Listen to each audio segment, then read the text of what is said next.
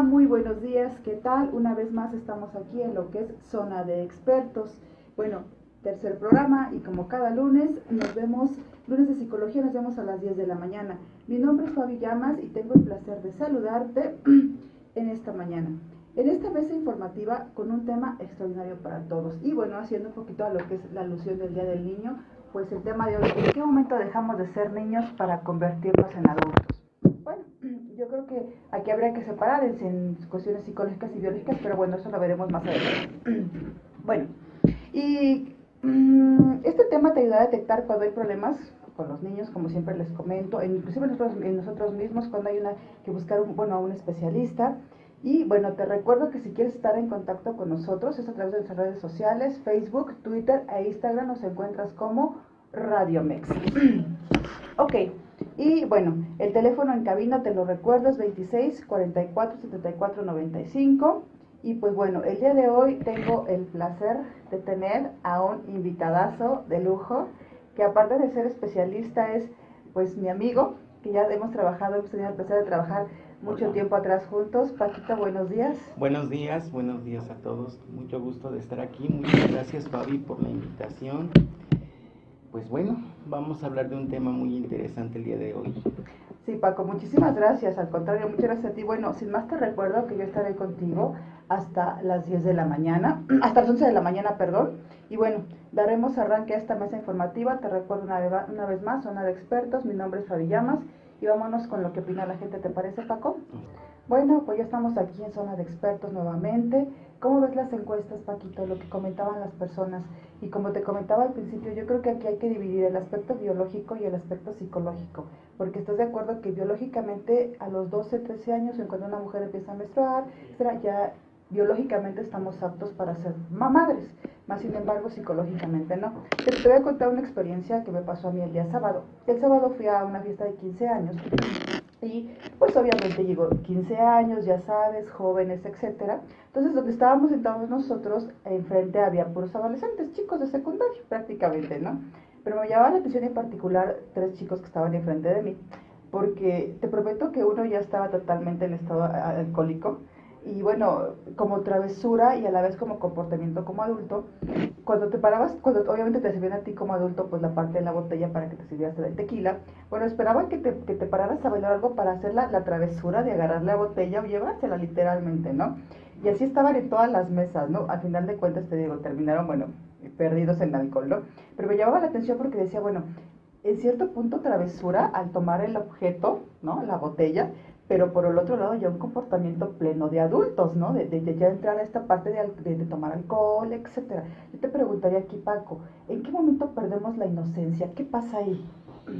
Pues mira, básicamente la situación biológica de la niñez a la adultez, pues como sabemos pasa por diferentes etapas, pero psicológicamente tienen que pasar diversas experiencias antes para que nosotros podamos definir ya que una persona más que adulta es madura, ¿sí?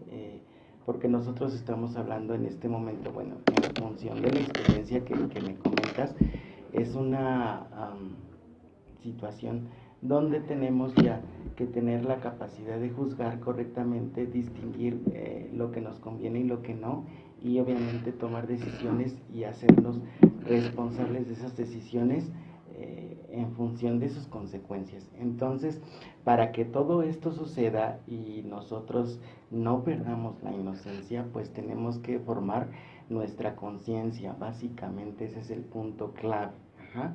El nivel de conciencia que tiene una persona para darse cuenta de las consecuencias de sus actos, de su sentido de responsabilidad, de la constancia de realidad que puede llegar a tener y obviamente también de la veracidad que dé a sus acciones. Podemos nosotros tener a un pequeñito de 12 años o de 15 años que pueda tener estas características psicológicas perfectamente bien definidas, desarrolladas, obviamente depende de su ambiente, de las situaciones que viva, para que las tenga, pero si tiene estas cualidades, pues evidentemente ya estamos hablando de que una persona ya está empezando a madurar, a pesar de que tenga una edad tan corta, ¿sí? Biológicamente puede ser que pues todavía le falte un poco, pero psicológicamente sí tiene estas tres características principales, que son constancia de realidad, capacidad de juicio, distinción o discernimiento de lo que le conviene o no le conviene, o lo que comúnmente se conoce como el bien y el mal, y sentido de responsabilidad en cuanto a sus acciones, y que obviamente se haga cargo de ellas. Pues ya estaríamos hablando de una persona que psicológicamente ya está comenzando a madurar, y eso pues no significaría necesariamente que tendría que perder esa inocencia o esa chispa característica de los niños, sino más bien que la encauzaría hacia otro tipo de intereses. Ok, Paquito, entonces dejaríamos de ser niños cuando ya entramos a este mundo adulto y nos hacemos responsables de nuestras actitudes, de nuestros actos, ¿no? Porque mucha gente, o muchos chicos de repente piensan, es que yo soy adulto cuando ya fumo, cuando ya bebo alcohol, cuando ya inicio vida sexual, y como te comentaba hace un momento, puedes iniciarlo, pero no tener la capacidad de adulto todavía para asumir esas consecuencias. Así es. Bueno, tendríamos nosotros que definir qué es precisamente lo que es un niño, ¿no? Es una persona que está en desarrollo, está en una evolución constante, que depende evidentemente de los adultos, y que tiene ingenuidad, inocencia, espontaneidad, creatividad, tiene una serie de cualidades que los adultos también tienen a veces la capacidad para compartir. Entonces, hay diferencias aquí muy importantes. Una persona deja de ser niño cuando pierde esa creatividad, esa espontaneidad, esa capacidad de asombro, esa inocencia que tienen los niños, esa sencillez y una serie de virtudes que los caracterizan, que vamos perdiendo. ¿Por qué razón? Porque desarrollamos una cualidad también, o una característica interna psicológicamente, que se llama malicia. Es decir, nosotros ya tenemos una visión trascendental acerca de las experiencias de la vida, y los niños no.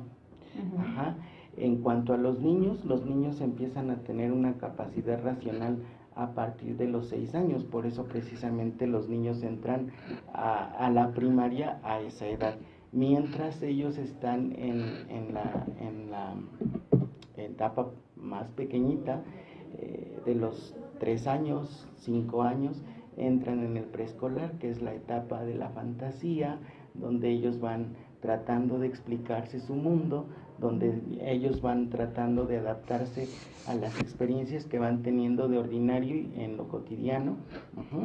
Pero a partir de los 6 años el niño desarrolla una capacidad que se llama raciocinio, en donde, bueno, si antes el niño se conformaba con la explicación de que los niños venían de París, o mamá tenía el niño en la pancita gracias a una semillita o X cosa que nosotros de adultos les decíamos a los niños, ahora ya no, ahora ya es una explicación científica. Y la explicación científica es diferente de la opinión científica, es decir, la explicación científica se basa en pruebas que son medibles, que son comprobables y que son repetibles y que están aceptadas por la comunidad científica. Opinión científica, pues obviamente la puede dar un médico, la puede dar algún especialista de diferente área, que puede o no puede estar de acuerdo con lo que diga la ciencia, pero eso no demerita el conocimiento científico. Entonces el niño tiene contacto con este conocimiento, y a partir de entonces su pensamiento se hace más concreto y racional. Entonces, por esta razón es que el niño va perdiendo esa espontaneidad característica. Ok, y respecto a lo que comentaba la gente, Paco, de que decía una señora, es que yo nunca dejo de ser niña, yo siempre sigo comprando juguetes, yo de repente, y fíjate que como adulto me ha tocado ver de repente que para implementar estos juegos con los niños, entonces que te limitas más, ¿no? Yo, por ejemplo, una vez platicaba con alguien y me decía que fue una fiesta infantil y se me dieron ganas de subirme al brincolín, dice, y te prometo, una persona de 35 años, sí. Entonces imagínatela, y decía, te prometo que cuando yo me subí, todos mis primos, los adultos, y se me quedaban viendo como, este loquito, ¿qué pasa, no? Y yo, te prometo que tengo ganas de subirme a un brincolín. No lo hago porque efectivamente me daría pena hacerlo, ¿no? Pero si pudiera... Lo harías. Sí. ¿Qué pasa con esos adultos? Bueno, estos adultos pues tienen características de personalidad definidas como histriónicas.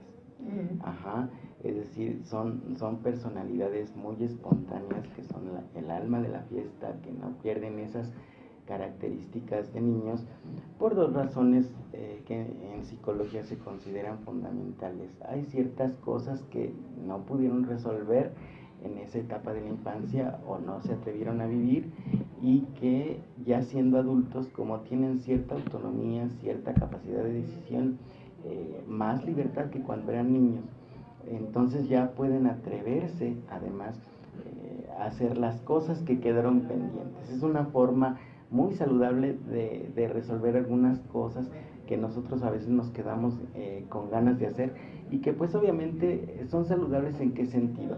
Pues que te enriquecen como persona, te ayudan a convivir con los demás y que permiten que tú también explores otras capacidades que aunque tú siendo adulto pues posiblemente no hayas podido ni descubrir ni explotar. Entonces sucede porque son personas histriónicas, es decir, son personas a las que les encanta ser el centro de atención. Entonces van a buscar el momento preciso, el momento adecuado para poder precisamente ser el alma de las fiestas, ¿no? Está el que canta, está el que cuenta chistes, está el que le gusta jugar con los niños, incluso el que es capaz de adaptarse con ellos, de atraerlos, que tiene lo que la gente conoce como mucho carisma, que todo el mundo lo quiere.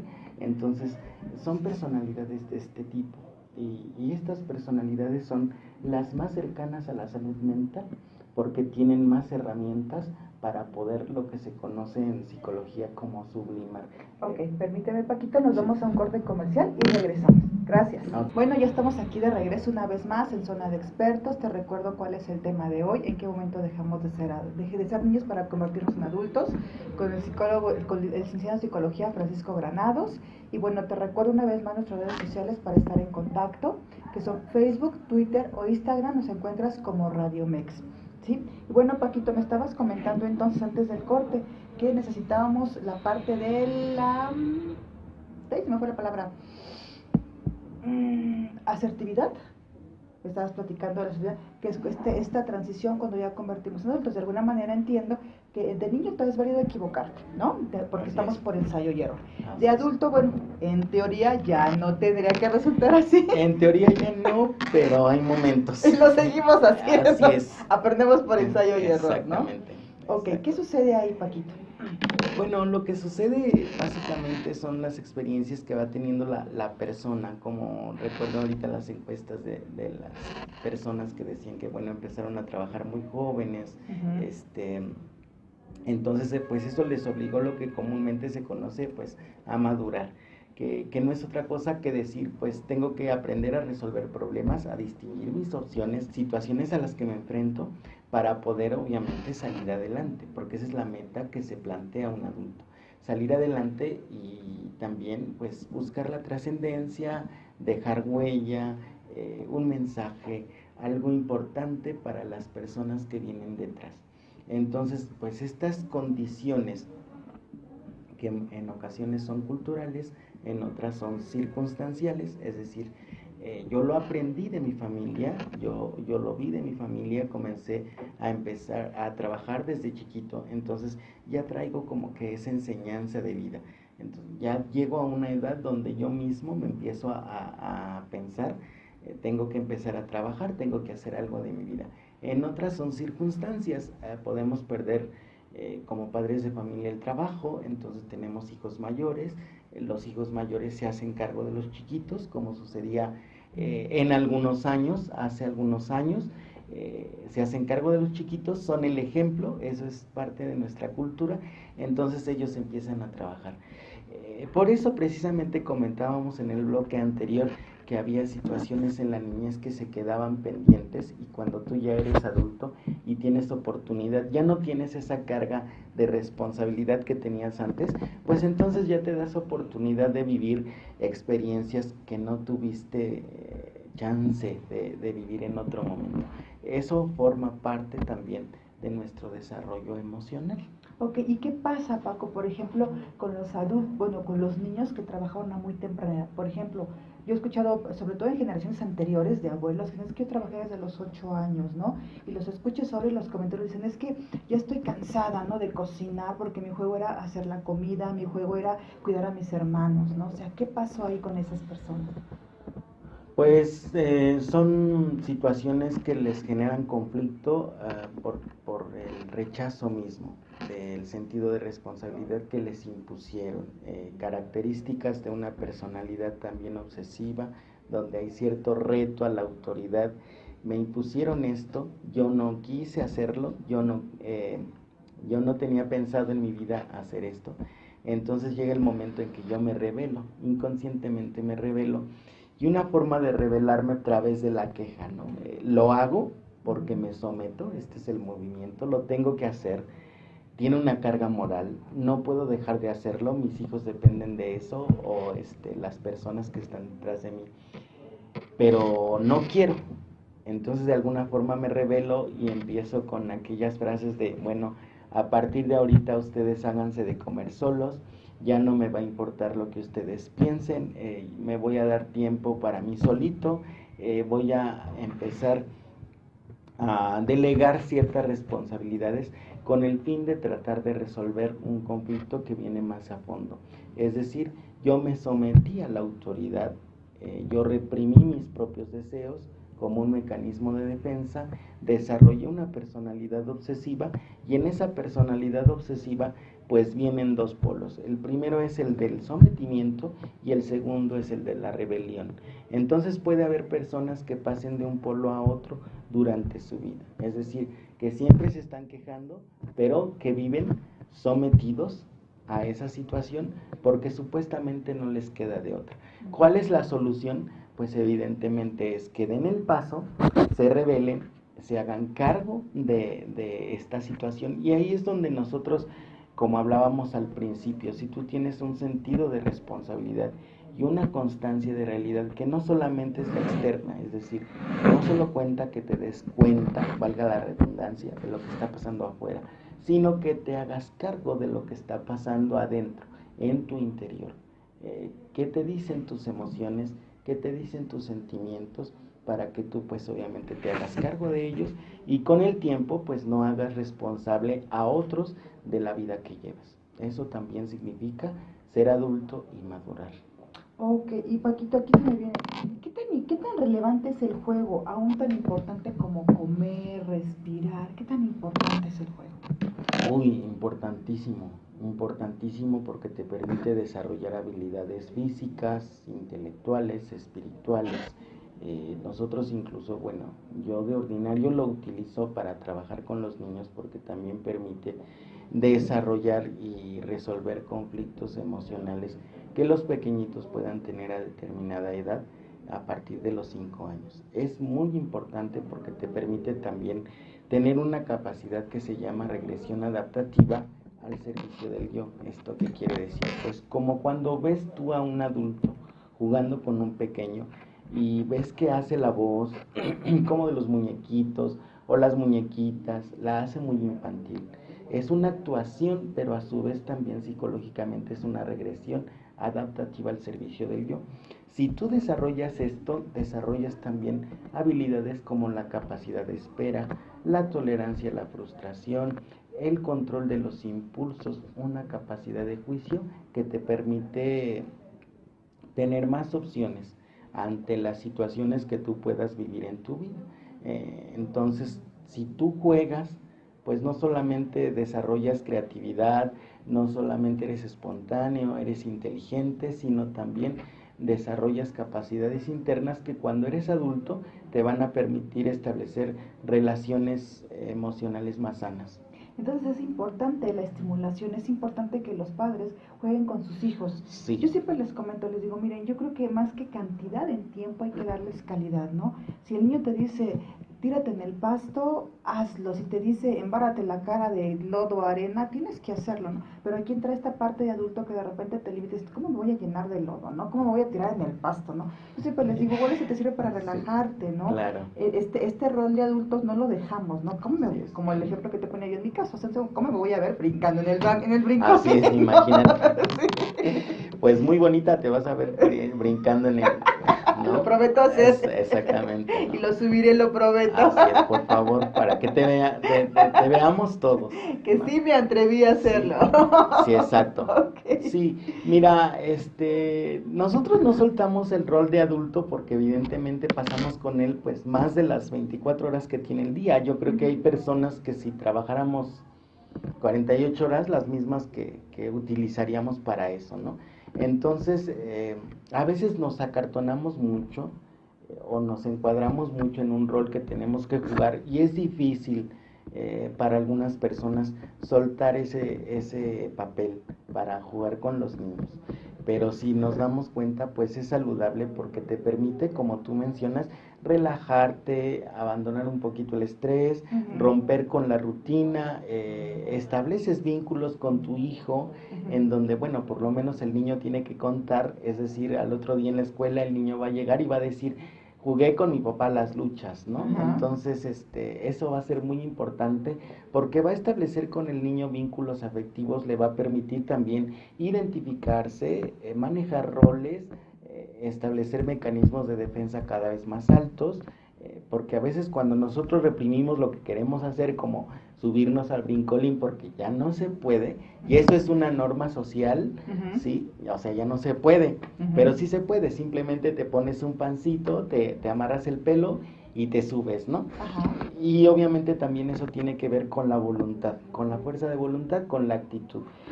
Hay personas que mantienen la juventud toda una vida y ya son físicamente grandes, ¿no? Entonces, ¿qué quiere decir? Que depende de nuestros mecanismos de defensa, de la visión que tengamos de la vida y de las experiencias que tengamos en ella para ser o no ser niños. Ok, y entonces aquí también viene otra situación, ¿no? Que pues como adultos no sabemos dirigirnos a los niños, ¿no? Yo me he dado cuenta muchas veces que cuando los reprendes por alguna situación, les das todo un rollo de adultos, ¿no? Así. Que el niño entendió, creo que si la primera palabra fue muchísimo, así, ¿no? Ajá. Porque yo siempre digo, es que no necesita una explicación como nosotros sí, porque somos adultos, pero un niño no, siempre les puede decir, ponte en el rol de niño, ¿no? Porque lo fuimos, como así haya sido, pero lo fuimos, como nos gustaba que nos hablaran, como hubiéramos querido, ¿no? Y ahí identifícate una parte para poder hablar con tu niño, porque esto los queremos tratar como en el siglo XV, ¿no? Que eran los niños considerados como adultos pequeñitos, ¿no? Así es. Así es, pues aquí estamos hablando precisamente de esa función que yo te comentaba, la regresión adaptativa y que tú obviamente te pongas a nivel del niño, no le hables viéndolo de arriba hacia abajo, sino de frente, que trates obviamente de manejar su mismo lenguaje, que sepas para él qué significa, porque hay palabras que el niño utiliza que tú pues no entiendes, ¿no? Y no quiere decir que no entiendas por falta de raciocinio, quiere decir que no entiendes por falta de empatía. Entonces tú siempre tienes que desarrollar esa empatía con los niños en el sentido de estar interesado constantemente de qué es lo que ven, qué es lo que escuchan, con quiénes platican, qué experiencias tienen, cuáles son los temas de moda con los niños. Por lo menos tú vayas estableciendo un canal de comunicación que no se rompa. Puede que nosotros como adultos digamos, ¿sabes qué? Pues tales temas de los niños pues a mí no me llaman la atención o definitivamente no me interesan, pero por cuestiones prácticas hay momentos en que nosotros a veces organizamos una fiesta o nos toca ir a una fiesta y son puros niños y entonces a veces los adultos nos sentimos así como bichos raros, ¿no? ¿Con quién platico? Sí. Porque pues son puros niños. Entonces nosotros tendríamos que desarrollar esa capacidad para adaptarnos a la circunstancia y poder manejar esos temas para que los niños se sientan a gusto con nosotros y se sientan en confianza. Ahí acabas de dar una palabra clave, Paco, empatía, ¿no? defíneme la palabra empático, porque fíjate, no lo somos, muchas veces no lo somos, o sea, pensamos, no, yo sí entiendo a mi hijo, ¿no? Y me ha tocado ver, y a lo mejor, escucha, lo has hecho tal vez sin querer, dices, es que yo quiero que mi hijo confíe en mí y me diga la verdad, pero cuando como adultos escuchamos una verdad que no nos gusta, reaccionamos de manera agresiva, lo mismo que en una mentira, entonces confundimos al niño y no sabemos, para él es, si miento me regaña, si te digo la verdad me regaña, entonces, ¿qué es empatía, Pablo? Claro. Pues es precisamente lo que tú mencionas, ponerte en el lugar del niño, tener esa capacidad para pensar como niño, es decir, ¿por qué el niño está haciendo lo que está haciendo? Los argumentos que tú le vas a dar a sus actitudes no son las de un adulto, es decir, está mintiendo porque el niño es mañoso o me está mintiendo porque el niño ya es malo, vamos, etiquetarlo no es algo ni positivo ni sano. Para ser empático es precisamente trasladarte emocionalmente a esa etapa y entonces imaginar cuál es la necesidad que el niño tiene emocionalmente para poder entender por qué está haciendo eso, ¿no? Por ejemplo, se me ocurre pensar, escribió la cartita y entonces entregó la cartita y el destinatario, la susodicha o el susodicho, pues a la niña o al niño no le dijo que sí, entonces para el niño es una tragedia. Sí, claro. Entonces tú no puedes reaccionar como diciendo, no te preocupes, va a haber otras niñas o otros niños que sí te van a hacer caso, no pasa nada, tú no llores, o sea, eso es reprimir al niño, sino es adentrarse a sus sentimientos. ¿Tú qué esperabas? ¿Con qué soñabas? ¿Qué le decías? Mira, yo te entiendo, a mí en cierta forma me pasó lo mismo. Compartir alguna experiencia con la que el niño se siente identificado y de esta forma tú vas a ir desarrollando esa empatía con el niño y esa confianza. Porque para el niño, si tú le dices, tú puedes confiar en mí, antes de los 6 años, para él es literal, ¿no? Uh-huh. Es decir, él no va a decir, es que hay cosas que sí le puedo decir y hay cosas que no le puedo decir a mi papá. Él lo va a tomar todo tal cual. Entonces, él te va a venir a decir cosas buenas y malas. Tú eres el que le vas a enseñar a distinguir en esas experiencias cuáles les convienen y cuáles no. A partir de los 6 años, entonces el niño ya empieza a discriminar, que es un ejercicio mental donde el niño va a seleccionar qué experiencias te cuenta y qué experiencias no te cuenta, pero eso no significa que el niño no te tenga confianza. Uh-huh. Eso significa que el niño está desarrollando una emoción básica que se llama temor, y eso no necesariamente es una mentira. ¿Sí me explico? Uh-huh. La mentira se da cuando el niño ya puede distinguir cuál es la verdad. ¿Y cuáles son los criterios de la verdad? Pues un apego a la realidad constante, una realidad interna constante y una capacidad de juicio constante, donde él distinga claramente que lo que está haciendo es malo, que su interior se lo diga y que la realidad lo comparta. Entonces esos son los 3 criterios que el padre tiene que saber o la madre tiene que saber para poder decir si su hijo miente o no miente. Si el niño no distingue todavía la realidad de la fantasía, pues el niño no está mintiendo, sencillamente está seleccionando una experiencia de otra para saber cuál le cuenta y cuál no. Pero siempre queremos, ¿no? De repente es que yo quiero que mi hijo me confíe absolutamente todo, ¿no? Sí. De repente me ha tocado mucho de una simple pregunta. Es que le pregunto cómo le fue en la escuela y me dice, bien. Y yo le digo, y bueno, ¿y qué esperas que te diga más, no? O sea, que te cuente a qué hora fue al baño, a qué hora se comió la torta, a qué le platicó al amiguito. O sea, yo creo que como seres humanos, parte de la empatía es esto, ¿no? También el guardarte algo para ti es válido, así ¿no? Es. Pero queremos que nos digan así, o ponerle un GPS, ¿no? De repente a ver ¿a dónde va? ¿A dónde va y qué hace? Sí, ¿con quién está? ¿Con quién está? Es que tenemos un concepto a veces distorsionado de la confianza, mira, porque tú mencionas algo importante que se llama intimidad, ¿no? Es muy difícil, y esto ocurre ya entre los adultos, sobre todo ahorita que estamos ya inmersos en la tecnología. ¿Por qué le pones clave, no?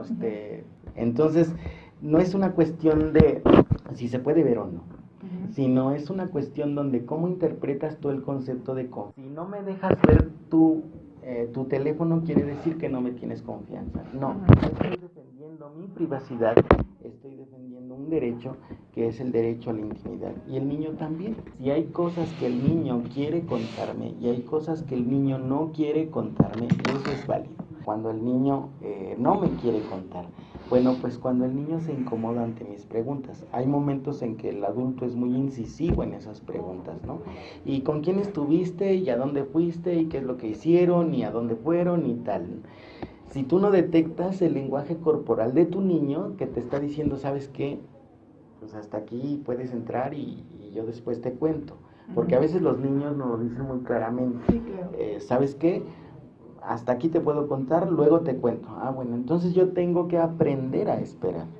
Tengo que tener esa capacidad de espera para saber en qué momento el niño me va a contar. Pues yo lo único que tengo que hacer es dejar esa puerta abierta que se llama confianza, es decir, porque es la confianza. Tú puedes entrar y salir en el momento en el que tú quieras, no cuando yo te lo imponga. Entonces, más en estos tiempos que los niños están como, no sé, unos 10, 15 años más adelantados que nosotros, sí tenemos que aprender a desarrollar esas capacidades como padres, precisamente porque a ellos les conviene y a nosotros también. No exagero en mis cuidados, pero estoy pendiente que en su comportamiento habitual no son normales. Voy a darme cuenta cuando le están haciendo un bullying, que él me está ocultando, que es precisamente ahorita el tema que está de moda, el bullying en las escuelas, que me esté ocultando y que no me esté diciendo nada, pero resulta que pues no quiere que yo me acerque, no hay contacto físico con sus hermanos o con sus amigos, tiene temor de expresar ciertas cosas, casi está siempre calladito, sentadito, vamos, como adulto en chiquito, como muy sometido, pues obviamente van a ser señales para mí, pero primero porque yo ya trabajé esa situación, es decir, no lo presioné, sino que en cierta forma dejé que él solito me fuera indicando el camino. Pero fíjate, a veces queremos como que una confianza forzada, ¿no, Paco? Sí. Porque me ha tocado mucho de sobre todo en adolescentes, ¿no? Y de repente el adolescente que dice, le digo lo que ella quiere escuchar, prácticamente como dirían los jóvenes por ahí, le doy el avión, ¿no? Nada más para que me deje de estar pues fregando, molestando, ¿no? Porque esto como adultos queremos saberlo. Sí es cierto, como dices tú, la tecnología te pone mayormente en riesgo, a lo mejor antes no, ¿sí? Porque bueno, hemos dicho muchas veces en redes sociales, yo pongo la foto de un perrito y puedo ser la peor mala persona, ¿no? Pero bueno, es mi gancho. Pero poner una foto de una mujer hermosa, e insisto, las intenciones pueden ser las mismas, ¿no? Pero exactamente aquí la confianza, que ha sido algo muy importante, Paco, se deja la puerta abierta, ¿no? Empezamos por cosas triviales, ¿no? Pero queremos que, cuéntame exactamente si tienes novio o novia, ¿qué hiciste con Javier? ¿Qué hiciste con Juan, con María, ¿no? O sea, yo siempre les digo, vamos a empezar por cosas triviales, platicar del clima, y poco a poco la reacción, la empatía, como si esto acertadamente de la otra persona, te va marcando la pauta para poder ir confiando más y más, ¿no? Claro. Yo creo como adultos, Fabi, tenemos que ir revisando también cuáles son nuestras experiencias y cuáles son nuestras ansiedades, ¿no? Hay un dicho popular que menciona, a como ese león es la opinión. Entonces a veces el adulto piensa que como él tuvo la misma edad y él en esa edad hizo ciertas cosas, pues él supone que el joven va a hacer esas mismas cosas. Entonces te predispones ante ciertas actitudes de tu hijo. Y eso hace que tú envíes un mensaje subliminal. Esto es como las canciones. Tú como adulto te portas de una manera, pero el inconsciente del muchacho percibe otras cosas, otras intenciones. Porque hay un lenguaje corporal que evidentemente tú no cuidas. Hay una prosodia que tú no cuidas. Es decir, si llega el muchacho y yo le digo, ¿cómo te fue? ¿Y a dónde fuiste? ¿Y con quién estuviste? Pues, ¿qué mensaje le estoy mandando? Que me estás fiscalizando. Exactamente. Entonces, eso lo percibe el subconsciente del adolescente y impone inmediatamente una barrera. Y como él sabe que lo que tú quieres escuchar, fui al cine. Pues te digo que fui al cine, ¿no? Estuve con mis amigos estudiando física, cuando tú sabes como adulto que al niño detesta la física, ¿no? Pero como sale la bola la física. Exactamente, tú quieres escuchar que esté estudiando física o química, pues eso es lo que te va a decir. O sea, él ya va a llevar una serie de respuestas preconcebidas porque ya incluso va a conocer las preguntas que tú le vas a hacer. Entonces, eso es lo que hace que el niño vaya rompiendo esa confianza contigo como adulto. Y lo hacemos nosotros como adultos porque pues tenemos mucha ansiedad, es decir, también nosotros somos bombardeados por los medios de comunicación, ahora ya se incluyen las redes sociales con diferentes cosas, en donde vemos que hay situaciones demasiado adversas, muy agresivas para los muchachos, muy peligrosas, entonces eso nos pone en un estado de tensión constante. Y eso hace que también nosotros nos predispongamos a ciertas cosas que a lo mejor no están pasando ni van a pasar, pero yo ya me estoy imaginando porque resulta que en el canal fulanito dijeron, si tiene usted estas señales, entonces tenga cuidado, ¿no? Porque su hijo anda en drogas. Y a lo mejor no es cierto.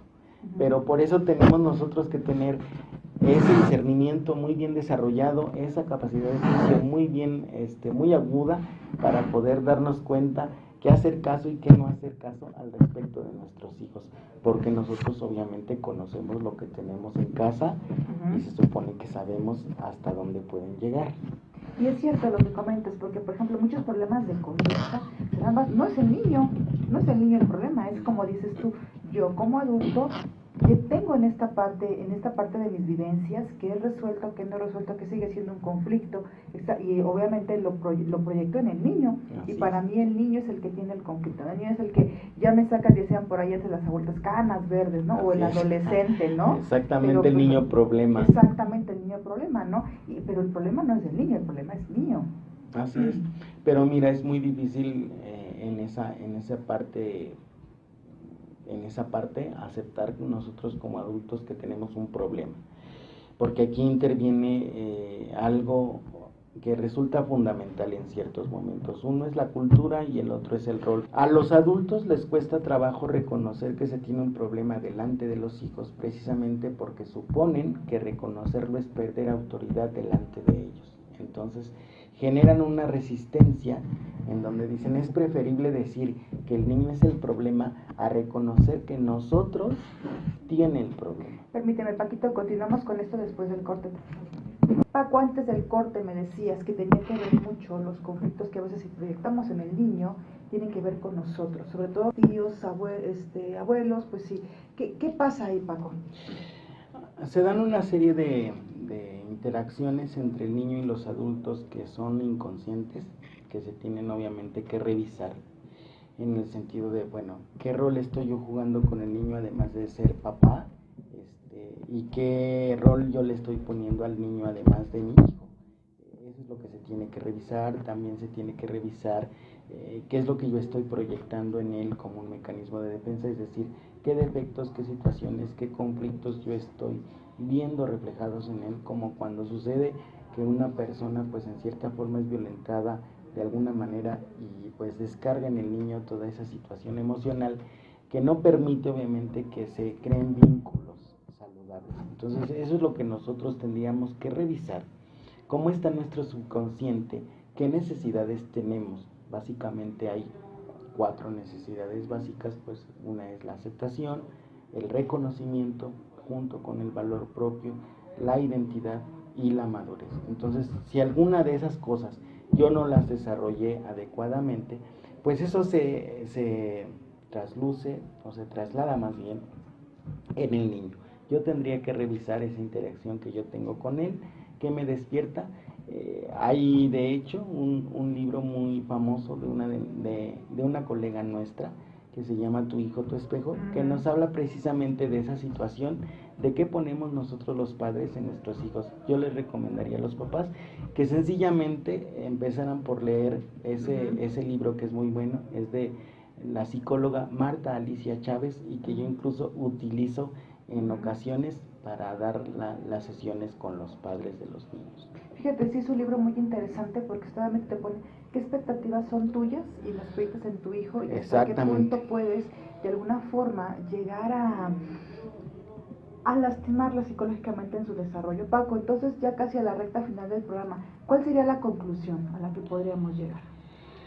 Conclusión, bueno, a la que yo llegaría, pues, perder la niñez, que es referente al tema, depende de una actitud.